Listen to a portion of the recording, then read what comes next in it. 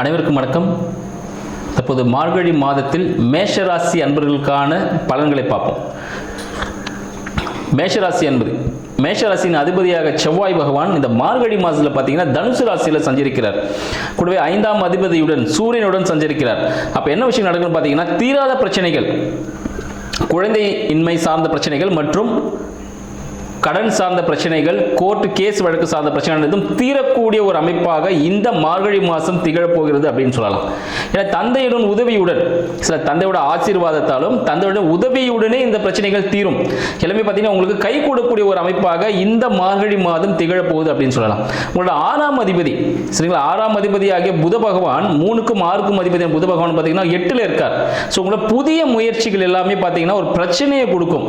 புதிய முயற்சிகள் எல்லாமே ஒரு பிரச்சனையை கொடுக்கும்.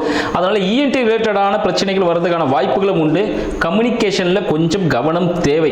சரிங்களா, கம்யூனிகேஷன் டாக்குமெண்டேஷன்ஸ்ல கவனம் தேவை. வாக்கு யாருக்கும் கொடுக்காதீங்க. வாக்கு கொடுத்தீங்கன்னா கண்டிப்பாக அவமானம் படக்கூடிய ஒரு சூழ்நிலை மேஷராசி அன்பர்களுக்கு இந்த மார்கழி மாதத்தில் நடக்க இருப்பதால் பார்த்து ஜாக்கிரதையாக கவனமாக செயல்படுங்கள். நன்றி.